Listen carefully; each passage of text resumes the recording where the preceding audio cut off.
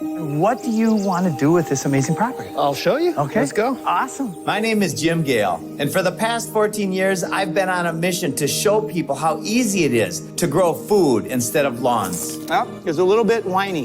What? Yeah. Seeds of life right here. Magic beans. Magic beans that turn into life. I mean, how much more magical can you get? Look at that. This is like treasure hunting. Holy snaps. Oh, the flavor comes on. My whole mouth is alive. I closed my eyes so many times and I was like imagining the grapes here, and now I don't have to close my eyes because there are grapes here. We're in a time in a culture in which people feel so disconnected. Yeah. And they want to feel like you have place in the world. Gosh, that's powerful. And now this bat box has a place. Yes, it does. In the last 2 years, more people have chosen to grow food at home than any time in history. You know, people say that the Garden of Eden is a utopic fantasy when it's the next logical step. So if you want more abundance, more flavor, more freedom, more energy, join me in the land of plenty. This is a wild hibiscus. You can actually eat. Nice. You've been eating all the food. You got to share. Share, buddy. And check out that leaf. Isn't that amazing? I mean, I was floating 20 feet off the ground my whole life. I feel like I have something to actually contribute that is not just ego or... Right. So would you go back? I can't go back.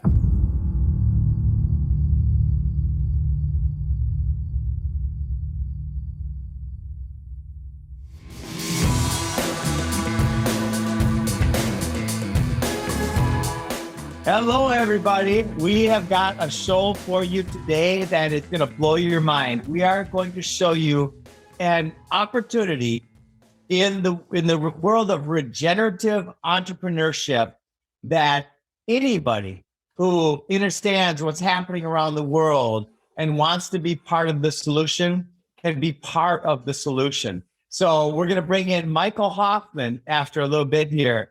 Say hi, Michael. Hey, everybody. Yeah. Michael was featured on the Corbett Report with James Corbett not too long ago. And he's just a fantastic human being who lives off-grid in Montana. Of course, my partner, Matthew Britt.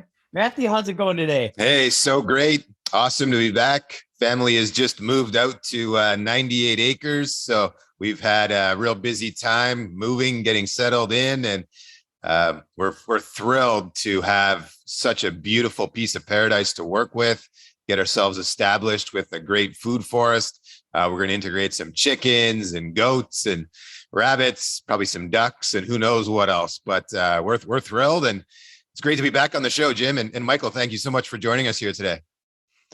Well, it's my pleasure. Sounds like you're getting ready to live the dream out there. Yes, sir, we are. I've already experienced a couple big storms here too, which is a gnarly experience. Power got knocked out again today, but thankfully it's back on and we get to record. Oh my gosh. Well, you know what we're all about here in permaculture, food forest abundance, and now the Freedom Farm Academy is stacking functions. So what we have is basically the summary of how we are going to inspire and empower communities to grow food by putting permaculture nurseries, what we're going to be calling Freedom Farm Academies, in every community around the world. And the functionality of these systems are amazing. So I said to Michael, I said, well, why don't we do this on our podcast? Why don't we share all of this, not just with these billionaire investors that are coming our way wanting to help, but why don't we share this with the whole world and we inspire the whole world to be part of this solution? So Michael, why don't you jump right into it? Let's take it away and show the world what we're talking about here, because everybody on our team, since we started designing this model using permaculture principles in business, everybody says this is what we should spend the majority of our energy to create. And you'll see why very soon. And just quickly, for anybody who is listening to our show today, we'll try to paint a picture, visually with just our words so that you can kind of wrap around what we're talking about here in your heads. or you can head over to our YouTube channel to catch the full slide presentation. But just wanted to make sure that anybody listening knew we had a visual over on YouTube. Yes. And we're going to have it on Unite and Solutions Hub and many other also more decentralized video platforms as well. Awesome. Thank you guys for teeing it up. And yeah, it's so amazing to be talking about this. I cannot for the life of me understand why there is not already one of these in every single community. It's the logical step. It makes sense. It's doing good for yourself and others. It's just a win from every single angle. So without further ado, let me get this thing going. So the Freedom Farm Academy, it's an original and unique brick and mortar outlet at the heart of the community. Really, the idea is that this is showcasing all of these solutions that you hear us talking about in a way that people can actually explore it and interact with it and witness it firsthand. There's a huge disconnect between hearing what a food forest is and actually walking through it and seeing, oh my goodness, you mean that's edible? This is edible? I didn't even know this grew in my area. It's such an inspirational thing to go through there and to actually see not just the best of the food security and food production world, but also looking at the best of architectural and regenerative living. And, what is the best way that this can actually be approached in my climate and in my area? Yeah. So, and how this came about is so relevant. So I'm building a fully stacked food forest off-grid community here in Central Florida. And every single person that comes on one of our tours is blown away. Like every one of them becomes an advocate immediately because a food forest is the most intense sensory experience. It incorporates all of the senses. You walk through and you can feel the vibration. You can taste it and smell it and touch it. It's just amazing. So that's why bringing these to your community, is what is going to change the world. I was talking to Lori, the producer for Dr. Andy Wakefield's new movie, which we're helping out with big time. And she's like, oh my gosh, everybody needs to see this, because all paths to lasting freedom must include decentralization of food, water, and energy. And we're going to show you exactly how to do it right here.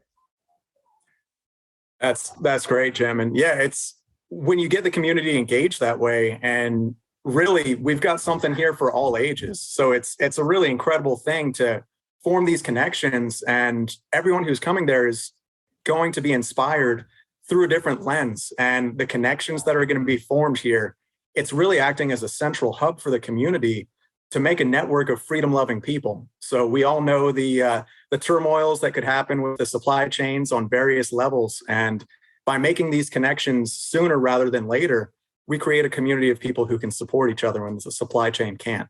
So extremely important. So on the screen, we've got a little bit of a rendering here that really highlights the idea. But a big part of why this came about too is because when Food Forest Abundance first started, and we've grown explosively, really, our design team, our installers, we've all noticed the same areas of opportunity.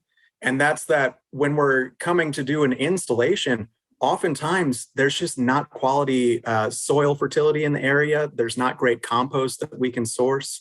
And with the food security being top of mind for a lot of people, sometimes the best plants for the area or the most hardy perennials are hard to come by. So there's this huge gap in the market, and that's what we're seeking to fill here, and seeking to make it a reality where you don't just have the design, but you can put this in on your own yard. So the rendering that we've got here represents a half-acre property, and that's including the parking lot all the way up to the road. So really, when you're looking at what we've got going on here, it represents about a quarter-acre property with all of the elements on it if you're taking out that parking lot. And really, that connects very well to the average suburban yard. And it also connects well to our offerings as a company for what we can design to you. That's really the base layer of a food forest design, is our quarter-acre package. And so just seeing the symphony of elements on this graphic, you can really think about how many different things you can fit into one area and just how well they can all work together. Nothing here is fighting against each other. It's all working well to help you be self-reliant. Can you just read through that list of what all of the things that are in this particular image here, Mike? Yeah, it'd be my pleasure. So starting from the top, we've got a bulk material center there, and that would distribute soil amendments as well as mulch, which forms a valuable top layer for your food forest system. And I'll jump in on this. So right now, to get wood chips, for instance, you either have to go to chipdrop.com and hope that they deliver, or you have to go in and take a truck or have a delivery brought to you somewhere else. And usually it's on the outskirts of town, it's far away, and it's expensive. So what we're going to offer is a service that benefits everybody. When a tree trimming company is in the area, they're looking for a place to dump their extra wood chips. So we give them that place, which then becomes the place where the community can come and get these wood chips at a massive discount, even for free in a lot of cases. Yeah, that's a huge point, because especially where I am living in Montana, Western Montana, pretty far off the beaten path, it was impossible for me to get a chip drop out here. And there really weren't many local providers of materials. So I was having to kind of apply some guerrilla tactics of pulling over when I see the guys trimming trees near the power lines and say, hey, where are you guys planning on dumping that? Why don't you bring it down this way? So yeah, these tree trimming services are actually paying to dispose of their mulch, which is just gold. It's so valuable. So yeah, it's just a no-brainer. Number two, we've got the structure itself, which would act as the main point of sale. And that's really going to highlight, as I was alluding to before, the best natural building methods and materials for the area. So utilizing rainwater catchment, solar to power it, passive solar orientation for heating, and geothermal tubes to cool down the building. There's just so many things we can do to make this thing really run itself from that perspective. And within it, it'll house a seed bank of hardy local stock, which is extremely important. I mean, you cannot compare something that has been produced from several years of land racing a crop and harvesting the best seeds, the best ones that you get. You form such amazing, hardy, productive, incredible plants versus something that you would just say, go down to your local hardware store and pick up. There's just absolutely no comparison. So it's a huge community service there. We would also sell affiliate products. So what we mean by that are actual compost brewing kits or solar kits. We can help connect every single element that people are seeing here and help them get it onto their property. And we don't have to have inventory. We simply collaborate with people who are in the market who have all of these different systems, but they're looking for a place to bring them to market. And customers are looking for these systems more now than ever in history. So now we become affiliates where the owner of this Freedom Farm Academy might get a 15% commission, but all they have to do is help facilitate the sale. And that's extremely important, because really what we're talking about is keeping up with that decentralization. We don't want to take over everything. There are people who are amazing rainwater experts in your local community and amazing solar experts. And so if we can just bridge those connections and let them shine where they're already shining, it's a win for everybody. Except for a couple people, but we want them to lose. No kidding. And so, yeah, within it, it's also got a farm stand so we can sell some of the local produce, especially the seasonally available, more rare and exotic stuff that, like I said, people have no idea that it even exists, much less that it grows in their area. I heard a stat, something around us knowing roughly 200 fruits and vegetables that we can consume. Meanwhile, there's somewhere around 200,000 edible plants. Isn't that just mind-boggling how we're just cut out from so many of them because they don't fit into the factory farming, industrialized food infrastructure? The sad thing is, I guarantee you, you stop your average person on the street, you ask them to list 200 edible vegetables and fruit, they wouldn't get anywhere near it. I would be surprised if they got 30. Yeah. Yeah. It's amazing what's out there that we don't know, but that's our job. And our opportunity is to help shine a light on the truth of what's possible for society. And it's truly let food be thy medicine, right? If we have these 200,000 different things that are all beneficial in different ways to human health, clearly we are missing a huge portion of nature's medicine cabinet. And that's exactly what Freedom Farm Academy aims to do, is bridge that educational gap. That's another huge gap in the market that I failed to mention a moment ago, is that educational piece, especially hands-on in the community. There's no substitute for that. People think that it's hard to grow food.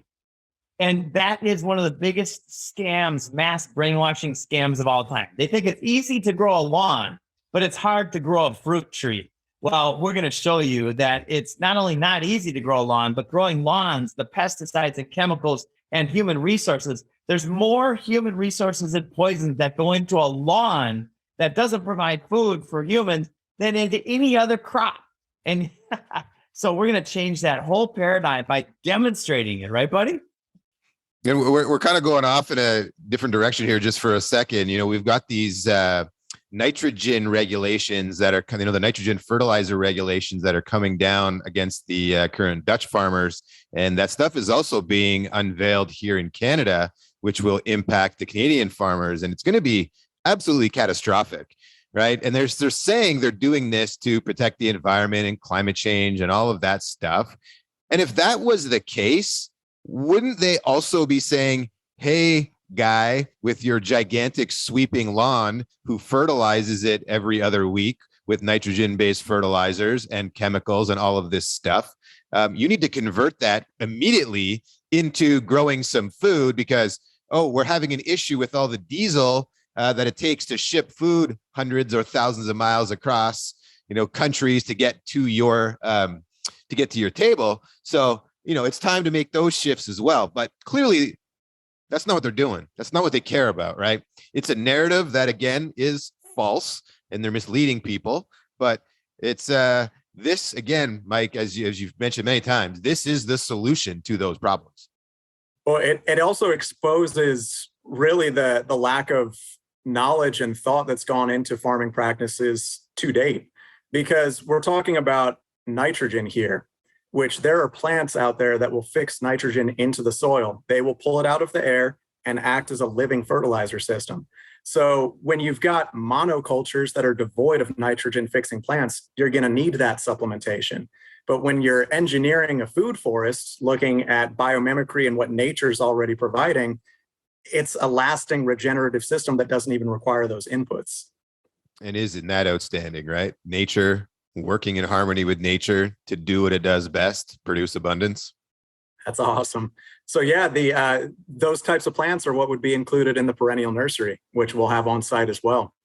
And we've got the rainwater harvesting, like I talked about, on the building, a beautiful pond and aquaculture demonstration site, the learning opportunities that I talked about, both indoor and outdoor classrooms, as well as the elements themselves. I mean, the food forest is a classroom. The annual Freedom Garden is a classroom. It's a space for you to learn and explore in.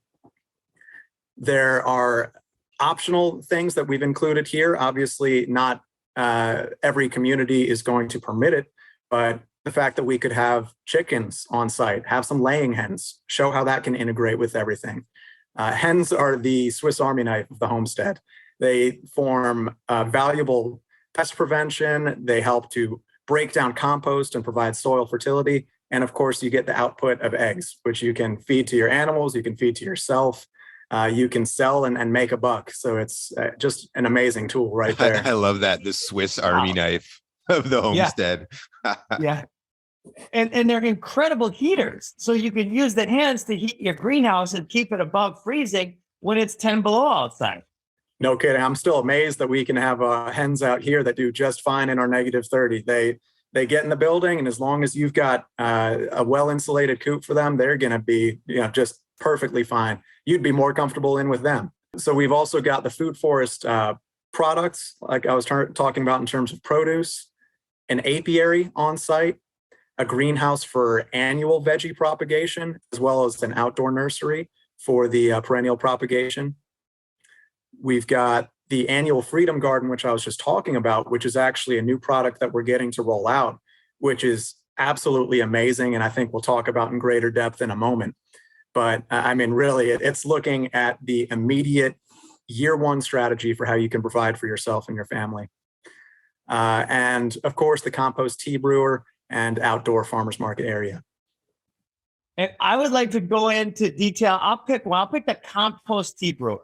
Let's look at the value that this system can bring to the community.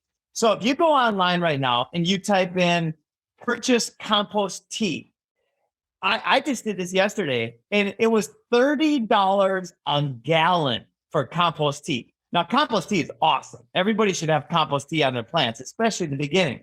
So how much does it cost to produce a gallon of compost tea, right? Well, if you've got a 50-gallon rain barrel and you've got rainwater catchment, which we will have on our greenhouse and on our buildings, then you got rows of 50-gallon barrels. You put your compost in there, which is simple, which, by the way, the community will be encouraged to bring their compost to our site. So that's another thing. So instead of the waste being put in the garbage and in landfills, we will turn that waste into food, even plastic jugs. So we will encourage the community to bring a compost and their leftover milk jugs and orange juice jugs that have seals on them.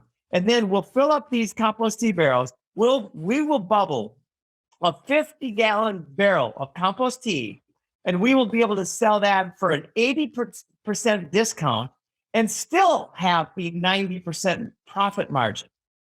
Like, that's incredible. And the most important part of that, at least relative to our mission and vision, is we are going to help this community grow food.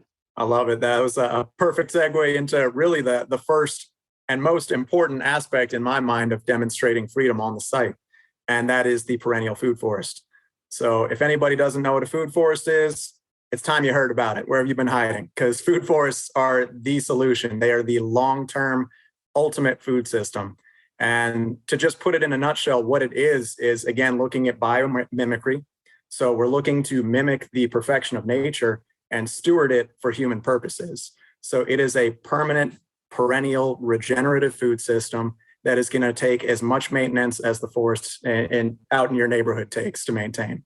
So it just gets better and better over time, and nature does its thing, right? It evolves, it gets better. The plants that don't work out so well, they're going to withdraw, and the plants that are excelling there are going to expand.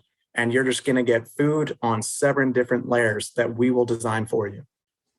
I got about 94 acres of forest on my property now, and no one has spent a second out there trying to take care of them in that way, and they're thriving. Yeah, if anything, you kind of have to dial it back a little bit, right? So that there's room for you, huh? Yeah, exactly. Yep, the attack of the strawberry plants. It's a good problem to have. So yeah, the food forest itself, though, it also yields many things, right? It's a place where we can get people who are interested in designs, and we can help design them for success rather than just having them, kind of take a shotgun approach, which sadly I see a lot of homesteads do, where they get into it too fast. They put things where it doesn't make sense, and it doesn't close energy loops on the property either. They get too many animals and they're having to buy too much feed to take care of them. And it's not working synergistically the way that it should. So we help prevent people through our knowledge of our own failures and our own process of getting better. And of course, the food forest is actually acting as a nursery too. Every time we go through and we're pruning those trees, many of them could be air layered, and they can be used to propagate more of the same plants. Elderberry is a phenomenal example of that. You can take a little elderberry stick and just pop it in the ground, and man, that thing is going to take off. And the hands-on education, just completely invaluable. I mean, so much there. So the annual Freedom Garden itself is that applied strategy to provide for your immediate needs within a single season. And what I mean by that is the perennial plants often take a few years to really become very productive, especially when we're talking about the canopy, the fruit trees. If you're getting a really young tree, it's going to take a couple of years to get a yield off that. So with the precarious situation that the supply chain is in at the moment, annual crops are really the best way to bridge that gap for your immediate food needs. And what we do is we've got a list of plants that we will tailor for your area. Look at the polyculture, how those can be planted together in rows, not just doing monocultures. We don't want to repeat the mistakes of the past. And we're selecting them for their macronutrient profile. We want them to be rich in carbohydrates and proteins and fats, and their storability. That's extremely relevant for someone like me who lives up in Montana. We've got a short window that we are actively harvesting food out of the ground. So to have stuff that you can store and have at your disposal over the winter is extremely important. The entire space will be surrounded by fencing, which will act as trellises for vining plants. So that's what we like to think of in permaculture as far as stacking functions, because this is going to form both a functional barrier to keep out the riffraff and the pest pressure and the deer from taking more than their fair share. And it's also forming a vineyard of vining plants that we can just witness their beauty and get a yield off of. And these things can work in northern climates as well, right? You're Montana. I'm up in the Canadian climate. These things can work there as well, right? Absolutely. There's so many people. I'm in zone 4A, and really the attitude here is just what you can't grow. You can't do this. You can't do that. And when I tell people that you can grow hardy kiwi, it blows their mind. You could have kiwi along your fence line. You could have grapes along your fence line in zone 4. You could have hops climbing up it. I mean, there's several different things you could use on a food fence. My buddy Chad Johnson on the tip of Lake Superior in Minnesota, northern Minnesota, has 8 different types of kiwi, all the different types of grapes. He has 300 different types of food growing on his property. So anybody who thinks that cold weather is prohibitive, no, you just need the right plants that are adapted to that type of climate. Another feature, which might sound like a small thing that maybe it doesn't deserve the highlight, but I think it does, is an herb spiral. An herb spiral is beautiful. It fits in the most compact lawns.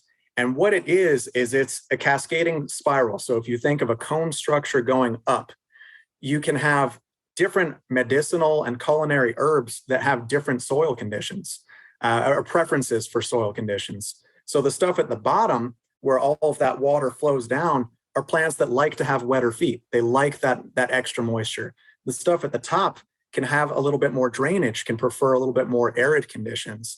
So it's a way to really pack a whole bunch of amazing plants that would normally have to be really spread out into one small, beautiful feature.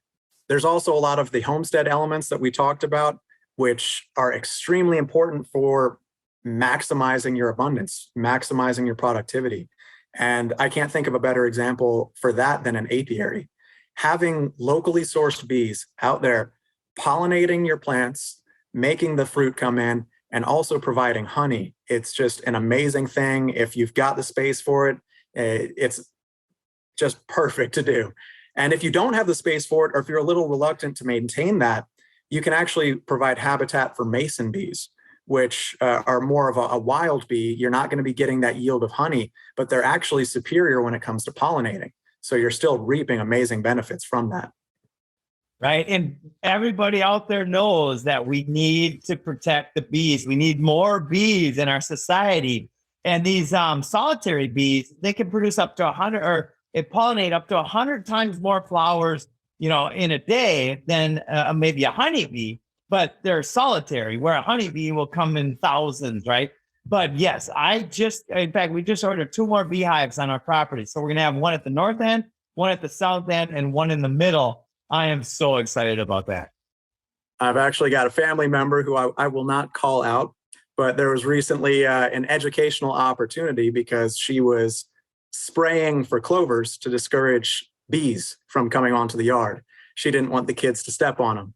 And it was like, why would you do that? The bees are so amazing. It's a learning lesson to be more mindful. They're not allergic to the bees. They're going to learn real quick. But they need that. They need that extra habitat. And clovers are also extremely valuable too. They're edible, they're nitrogen fixers. So it was a great little learning lesson and opportunity for everyone. On site, there's going to be a vermicompost bin, and Jim did a fantastic job talking about the compost tea brewer. But worm castings are just another amazing layer for soil fertility, and a really great system that you don't only get the soil fertility out of it, but we're looking at multiple outputs. So if you've got hens on site, the worms themselves provide a valuable source of protein for your birds. When you say worm castings, you mean worm poop? Worm poop. That is actually worm poop is the more scientific term. I just didn't want to confuse anybody. So the water feature on site, there's nothing better than just sitting by the water side. So it's important. It's important for spiritual currency, just enjoying that, taking in the ambiance, and also the land is the best place that you can capture and store water. Think about the footprint of your land versus the footprint of your roof. So if we can look at the landscape, look at employing techniques such as keyline design to divert water and capture it into the dirt, to direct it into a pond, it's just such an amazing thing. And especially if you're relying on an electric pump or you're relying on a public utility, say, to provide your water, to have that emergency backup supply is extremely important. Sure. Real quick about our pond at Galt's. We dug out a pond 25 feet deep. We used that material to build up our housing lots. And now we just added aeration this week. We've got our irrigation system. So we're dropping a pipe down. We're hanging it from these two goose decoys. And it's a pipe with a lot of slits in it. And what that pipe is going to fill up with water, we're going to use that water to fertigate the food forest around the pond. Fertigate is to fertilize and irrigate at the same time, which is like aquaponics. It's incredibly productive and produces an incredible yield. On top of that, we planted a bunch of trees around the pond. And when those fruit fall in the pond, they are eaten up by worms and bugs and bacteria, which become fish food. So it's a closed loop cycle that will just produce more and more and more abundance over time. Sounds like there's been a lot of thoughtfulness put into this design. And I think that people need to understand that everything about permaculture is thought about in that way. How do you stack the functions of what's going on your property? It's so important. The idea of fertigation, that's such a great highlight, because when you're looking at a larger property, you might think a livestock pond could just go anywhere. But if you actually put it up at elevation and you plant things that are going to attract the livestock to poop around uphill, and even if it isn't the pond itself, you can actually just get them to graze uphill. And their manure that's sitting there, when the rains come in, it's going to wash it downhill, and you end up planting downhill to capture all of those nutrients. So that extra layer of thought just goes such an incredible way to creating a regenerative system. It's crazy. We've got 7 different types of fish, snails and crayfish, along with all of these different types of plants that are edible water plants. We're even planting plants that the dragonflies like laying their larvae, their eggs in, and then dragonflies are mosquito killers. So people think that ponds create mosquitoes. No, they don't, unless they're dead ponds. Dead ponds that have been sprayed and then the chemicals start to wear off. That's where mosquitoes live. Mosquitoes do not breed in ponds that have fish in them. So you got to stack them with fish and everybody wins. Yep. If you've got mosquitoes, bring in the dragonflies, bring in the bats. They're going to take care of that for you. There's also the homestead elements that are extremely important. Like I said, if you're thinking about planning for storability, well, you need somewhere to store your food, right?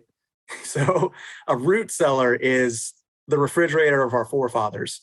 So having that on site, having someone walk out of the Florida or the Texas heat down into a root cellar and this amazing, cool, steady temperature, it's kind of a magical experience. If you've never been in a caverns or something like that, it's just really incredible to, first you feel the cool if you're going into a cavern, and then it warms back up. So getting those different layers, it's really something. So the building itself, again, it's going to highlight those natural building materials, things like hempcrete, like straw bale, adobe construction, using that soils that some people find undesirable for growing in actually make amazing building materials. So really looking at the location that this thing is going to be put in and just highlighting the best of the best, highlighting the experts who are doing this. And it's not just about saving the earth and having a non-toxic environment, but oftentimes these materials perform a heck of a lot better than the modern synthetic stuff that houses are being built with these days. A lot of people may not be familiar with what you said there, the hempcrete. And I think that's one of the reasons why this stuff was really suppressed for so long.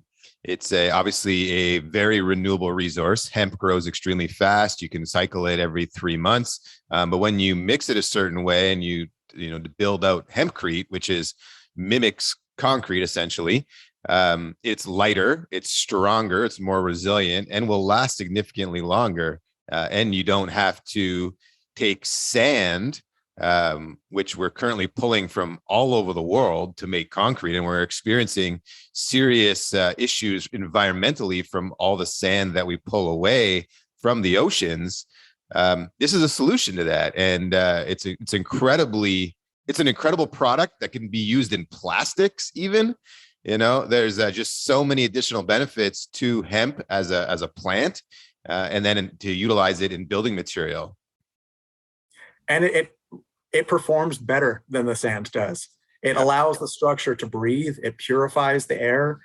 It's just incredible. Yeah, if you guys are familiar with Max Egan, he says something about hemp or cannabis that has always stuck in my mind, and that's that it's mankind's companion plant. It provides food. It provides medicine. You can make paper. You can make clothes. You can make building structures. It helps to pull toxins out of the soil. It's a great pioneer plant. It's just an amazing thing. And yeah, there's no wonder it was suppressed for so long. It has a vibrational resonance with the human body. We have an endocannabinoid system in our body that has been neglected by design for over 100 years. So there's something you feel the difference when you're in these types of structures. Yeah, we don't have receptors for that specific plant in our body as an accident. Nature doesn't have accidents or mistakes like that. It's there for a reason. And what this structure, what Freedom Farm Academy is going to do is use that permaculture principle of stacking functions and do it in a way to create profit for the community, for the owners, for food forest abundance, for everybody. We're doing good, we're giving it back, and we're helping out the community with so many different layers. So some of just the points that this is coming from are not just the consultation and design, but the area. We want it to be inspiring, again, for all ages, having a children's area in there with ready-to-eat forage. There's a lot of plants out there that are fantastic for food forests that are not always ready to eat raw. So that area is focused on forage that they can safely enjoy. And it really makes a destination for families to return to again and again. The first time I took my son foraging, really the first time he was old enough to enjoy it, was last year. And we went out and we were getting huckleberries and thimbleberries, service berries, there was elderberry, all kinds of stuff. Ripe and ready in season at one time, and just seeing the way he would light up. He was 3 years old at the time. It's like magic. The first time they just pick something that's growing out in nature and eat it. And he took it so seriously from there. He got more berries than any of us, was collecting them in a little hat. It was just magic to watch. So if we can bring that experience to people in a way that they can just show up on a regular basis and not have to go through the legwork of finding the best spot in your local forest. I mean, that's such a value in and of itself. One of the things that people often overlook when picking their own food fresh from the ground or from a tree is the life force energy that's still within that plant. When we buy things at a store, it's depleted of nutrients and energy. The life force is gone, right? And it shows in how our health is impacted by our current food system. And if you're able to grow your own food, which we know everybody really is, and you take that from plant to your mouth and into your body, and you're actually getting not only the nutrients, but the life force energy that's in there, just imagine what that begins to do with your health over time. The improvements that you will feel, the energy uptick the vitality that's now going to be flowing through your veins because you're taking what nature is providing and immediately bringing it into you. Yeah, it's like eating sunlight. It's just so powerful that you can feel the nourishment in your body because it's a joyful experience. As my daughters too, they're crazy about picking berries and squash and all the different things from the garden. It's so much fun. Well, yeah, your taste buds just light up the first time you have it. I remember the first time I had actual ripe off the tree cherries. There is no comparison with just how juicy they are, how much moisture, how much flavor is in them versus those things that are picked unripe and travel in a truck and sit on the shelf at your grocery store. It's not the same fruit. And to your point, Matt, I think spinach loses something like 90% of its vitamin C within 24 hours of harvest. So nurturing the community is really the forefront of what Freedom Farm Academy is about. Through Food Forest Abundance, we've attracted world-renowned experts, just people at the top of the top in their field. And what we're doing is distilling their amazing body of work into curriculums through our in-house education program. And beyond just utilizing those global experts, we also want to connect on the local level, permeating into the local gardening communities through master gardener programs. And those are generally served out of your local extension office at colleges. So that's a perfect way to get people who maybe their experience up to date has just been in amazing Victorian style gardens, and they're master gardeners at creating these spaces, but they have no idea about the possibility of a food forest. And so when you get people to look at gardening in a new way, look at how they can be stewards of their land in a new way, we're going to set that spark in the community. And they're going to teach their friends. Their friends are going to teach their friends. It's going to spread out organically from there, which is, I'm just excited to watch it happen. It sounds a lot like we're teaching people to fish and teaching them how to teach others to fish as well. Boom. Exactly right. Yeah, there's an example that I like when thinking about soil fertility that actually one of our designers and our mad scientist at Food Forest Abundance, Mike Jones, used. And he equated using NPK on a garden to doing your kids' homework for them. Because you're not, sure, you might get good grades, but it's not training the soil. And the nutrition, people think they're putting NPK on their garden and it's feeding the plants. No, it's getting those nutrients into the soil. So if we're actually putting something like compost tea and we're introducing mycorrhiza and introducing real beneficial microorganisms in the soil, that is the education. So that's exactly what we're seeking to do here.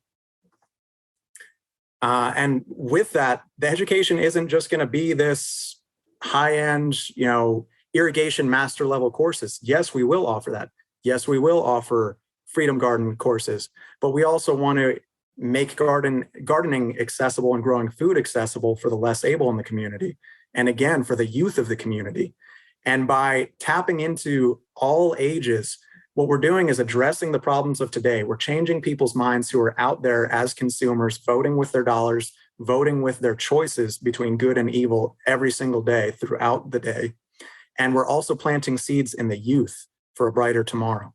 So something as simple as bringing kids into the garden to paint some pebbles red and keep the pests out of your strawberry patch, just getting their hands in the dirt, it's the most exciting thing, and it creates a lasting impression.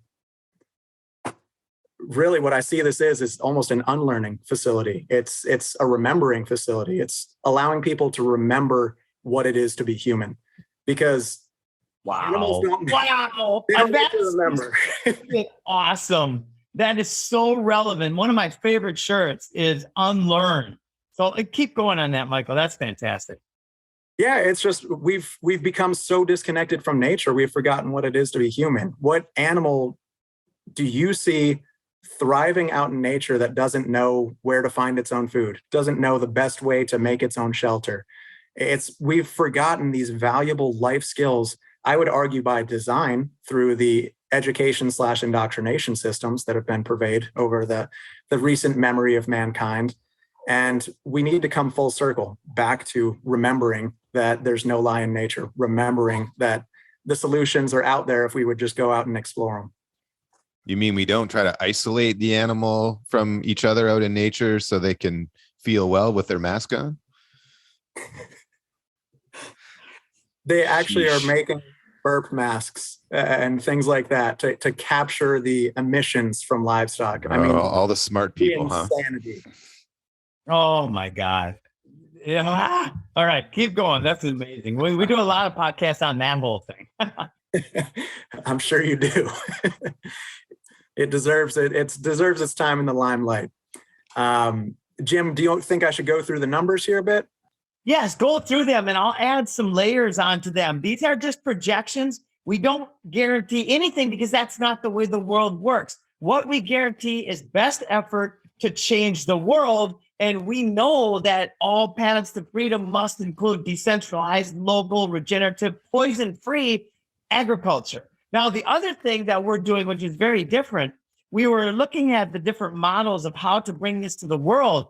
Our job at FFA is to shine a light, as big a light as we possibly can. My personal job, my name is Jim Gale, and I'm like the wind, right? My last name is Wind, and I am trying to do my best to blow the fire of freedom and spread ideas as seeds as to what we can do to catalyze a shift in consciousness that leads to mass adoption of this most logical thing. So with that said, we don't have 300-page contracts. We have 2-page contracts, and they speak to the voluntary exchange of value. What we can run this entity through a 501c3, through a 508, through a normal corporation. We can do this in a multitude of different ways. FFA receives 5 to 7% of the gross income that's produced. And in exchange for that, we shine a big light and we create the design teams and the systems and the product affiliations and all these different benefits. So everybody wins except for those few people who we really need to lose. Well, and I think it's really important to understand the context around value, right? The more value you add to the marketplace, the more value you get back. So if the fiat currency system happens to disappear, or the financial system as we know it today changes, you're still adding tremendous value to the marketplace, and you can expect to get tremendous value back. What that shows up as, we don't know, but it's still value, and value is what our currency today is, right? We have a stored value in it, or perceived value, that you can go exchange X dollars for X product value back. Now we're looking at something different in this regard. How valuable is food? How valuable is teaching your children about how to grow food?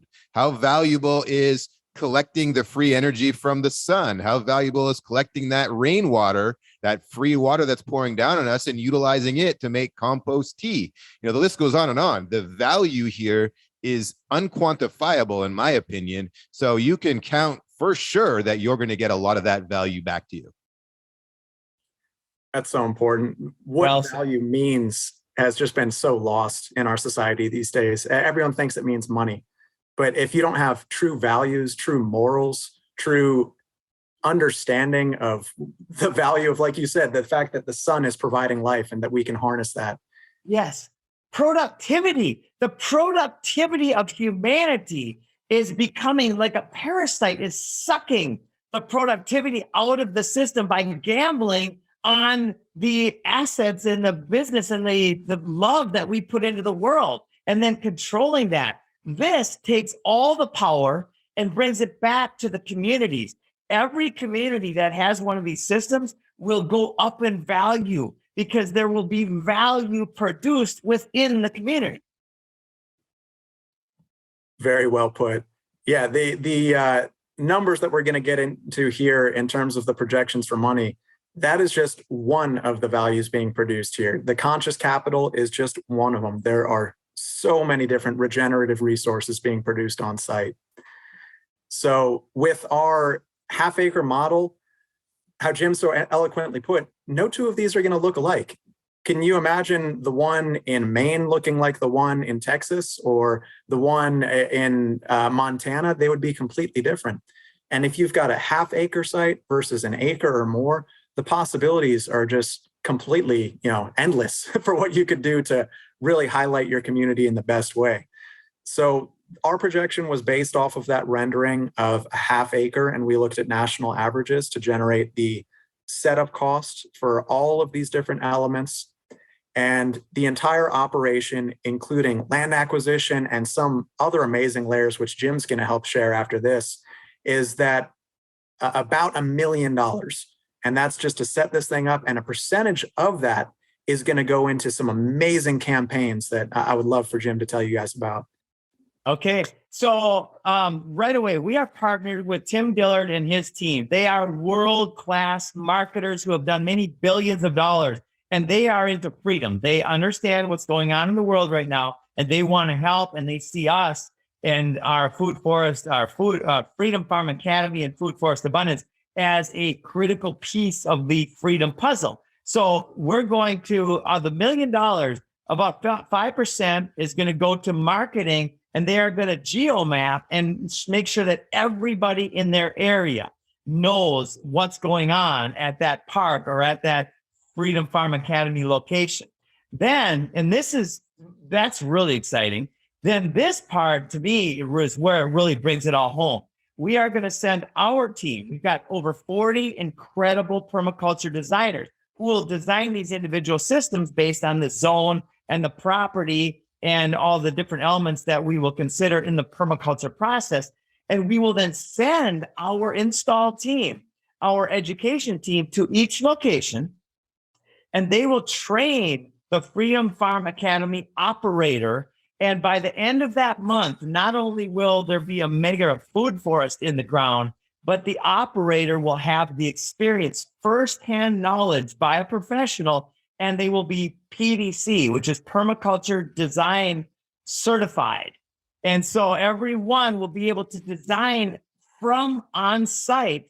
And it's so relevant when a community member can come in and see a living system that's based on the plants that already grow well in that system, and then to design their own property, which might be right across the street, or it might be 5 blocks away or 3 miles away, right? So it localizes all of the energy in the food production and the decentralization of these systems. And these systems are really set up for success. So the first year fiscal profit that we're looking at, and this is talking about net, not gross. So this is minus all of the costs to maintain these systems, minus the salaries involved with it. The actual profit on the first year conservatively, we like working with conservative numbers. We're not trying to blow some dust your way. It's going to be $217,000. And that would be a payoff of about 4.5 years with absolutely zero growth considered. So if you think about the growth that would happen the first time someone walks in there and feels inspired and wants to bring a friend or tells a family member or tells their colleagues or people at their church, it's going to grow exponentially. So with just a very measly 10% growth rate, year 3, that net income ramps up to $262,000. Year 5, almost $320,000. And year 10, all the way up to a whopping $511,000. So more than $500,000 of profit within 10 years from this little half-acre site.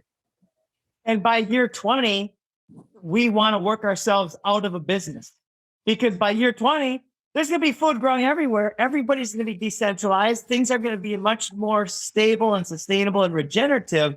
And that's the goal of our entity, right? We will always, of course, become more efficient and learn new things about how to do new things. And then we will pivot into creating new layers of abundance to the best of our abilities. But it's so powerful. Michael, I just want to say thank you. Position to succeed. Okay, go ahead. I want to hear this one. Yeah, so it's not only positioned to succeed from a financial aspect, but we're here, as Jim said, to help with the ongoing success of this. So not only the initial and ongoing marketing support, But what Food Forest Abundance is doing right now is amazing. We are quickly setting ourselves up to be a household name. And so the awareness that we're raising to connect people and for them to drive by and see, wait a minute, Freedom Farm Academy, is that Food Forest Abundance? That we have a location represented there. It's going to be invaluable. And as Jim said before, the 40 designers, we've got 40 designers in 8 different countries serving customers around the world. So our network is just expanding. We've got over 140 cooperative installers in various countries throughout the United States, Canada, and everywhere else. We've got 900 plus abundance ambassadors. We're very close to 1,000. I checked today. We're like 12 away. There you go. And Matt's the guru there to talk about that program. But it's an amazing way that people can receive a reward. They can get thank you by us. We can say thank you through a little bit of money, sharing that profit by helping to spread the mission, by helping to get designs happening and to get food forests planted in the ground. And so they're helping to spread our message organically through their personal connections. Yes. And what I'd like to do, Matthew, is ask Mike, our kind of developer producer for the show, to put in the Land of Plenty trailer. So what we have is the most incredible marketing team. I like to call them an inspired marketing team. There's several Emmy Award winners that are within our team that are using their talents to bring these solutions to the world. So the amazing people that are coming to put some of their cash into propagating these systems all over the place.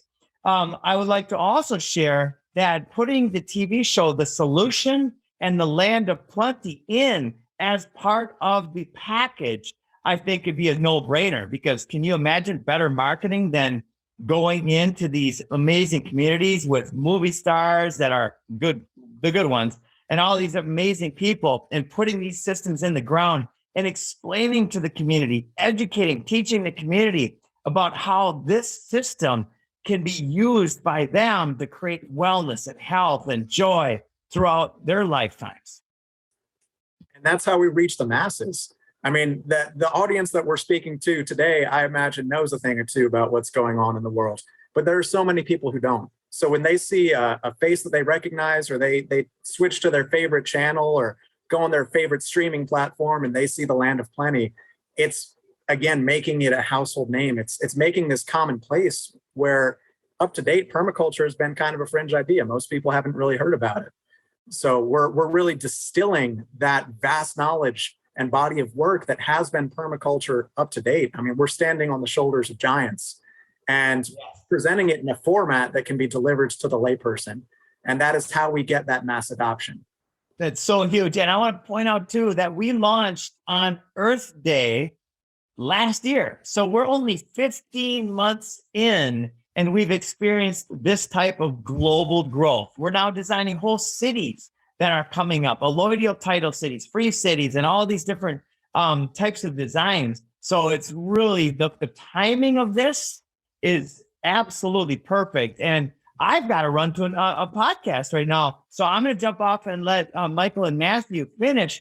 But I just want to say, if this is of interest to you, then please reach out to me and we can be very creative. We're designers. So if you have a specific way that you would like to put 1 or 10 or 100 of these systems into the ground, we will help you do that according to how you'd like to do that. You know, ethically is our foundation, and I'm sure that that's why you're calling anyway.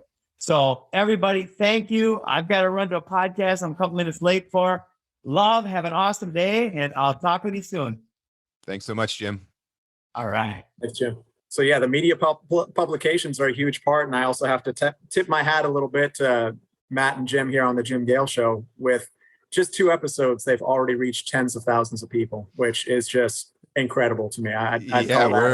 We're blown away. Actually, episode 2, inside 48 hours, had about 9,600 views just on YouTube. So things are moving quickly. Clearly, we are speaking about things that people are ready to hear and receive.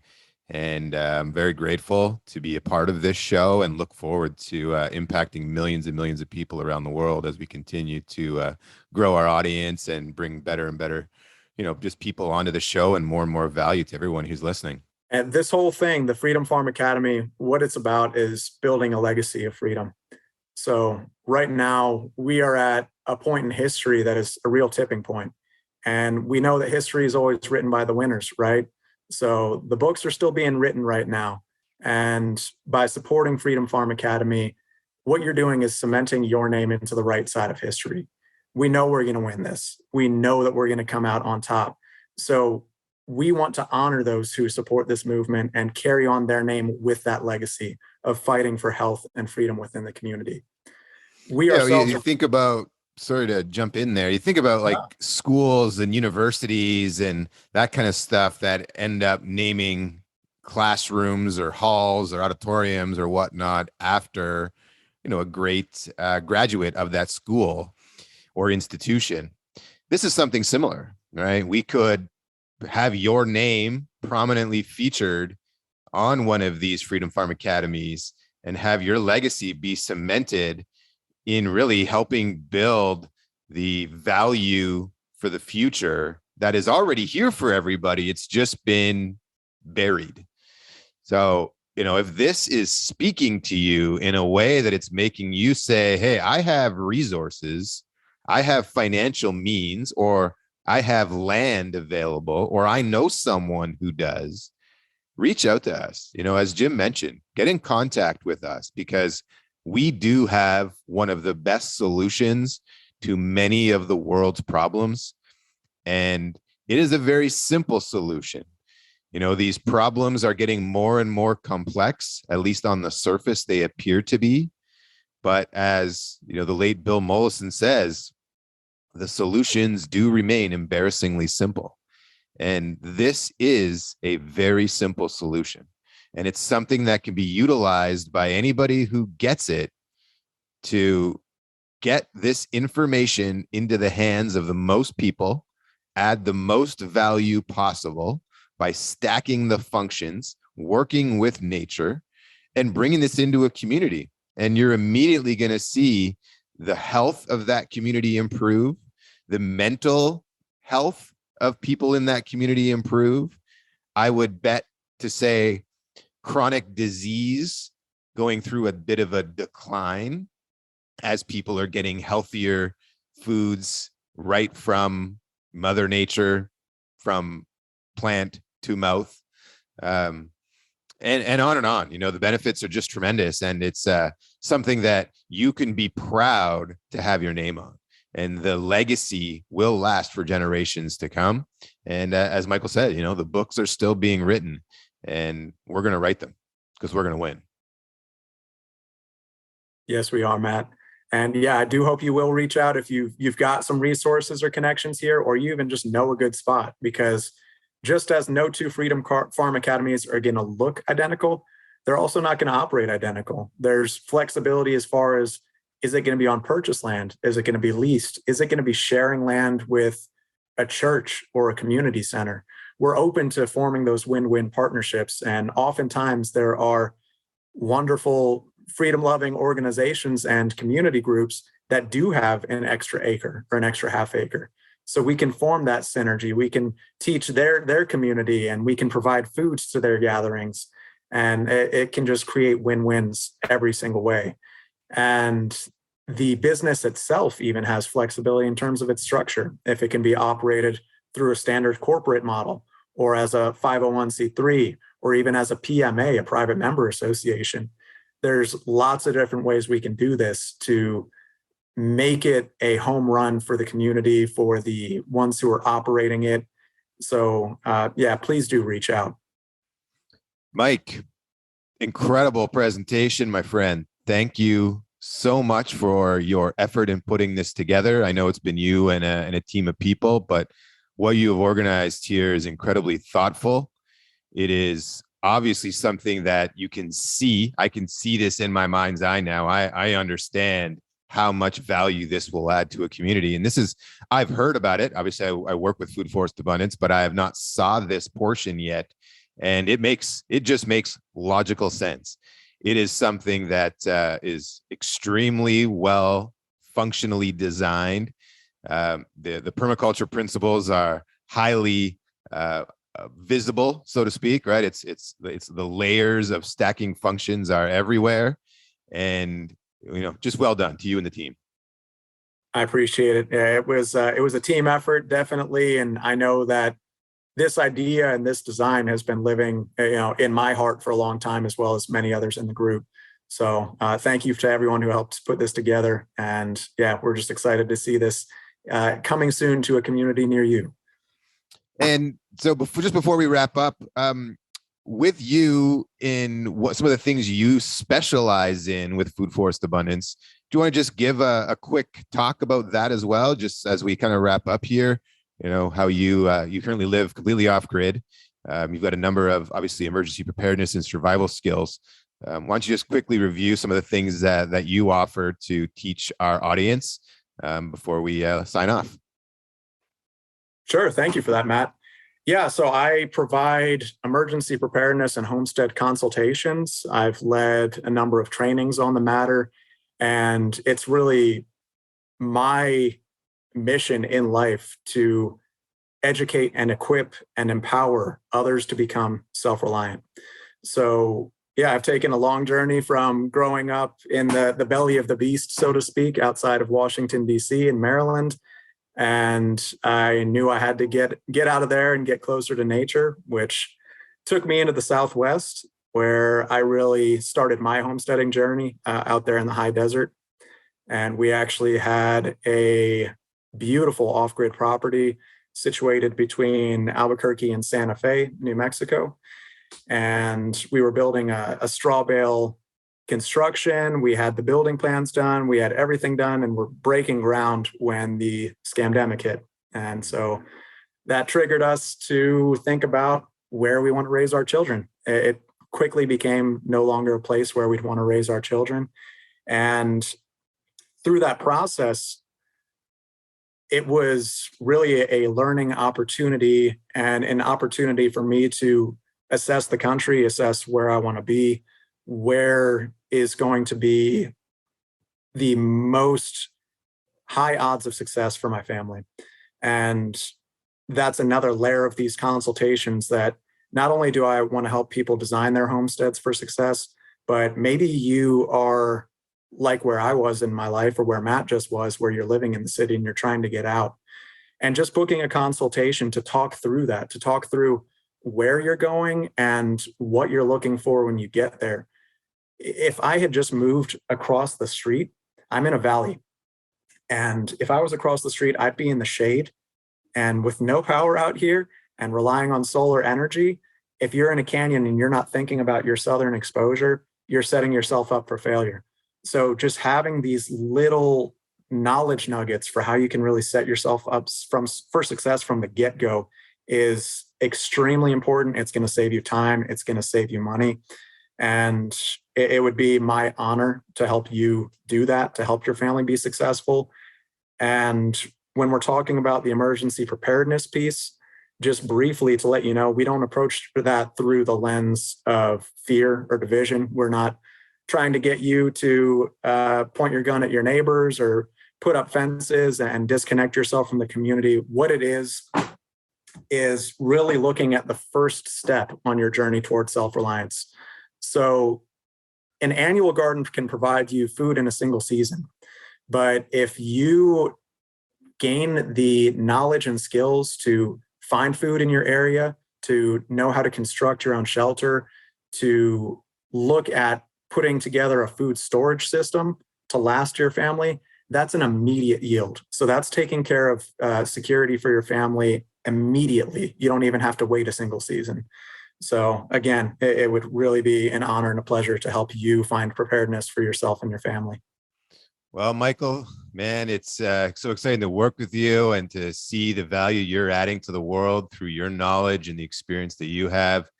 It's been an honor to have you on the Jim Gale Show with us today. Thank you for everything you're doing. Thank you for this remarkable presentation and for the thoughtful design you and the team have put into these Freedom Farm Academies. And to all of our audience out there, thanks for tuning in again. You know, we're extremely grateful that you have time to expend every day, or I guess invest. And we're thankful that you choose to invest it with us. So remember to like, subscribe, share with your friends if you got some value out of this. Keep coming back. We promise to continue to deliver the very best content we can and value to you, our audience. And if what you heard today inspires you at all, please, again, reach out.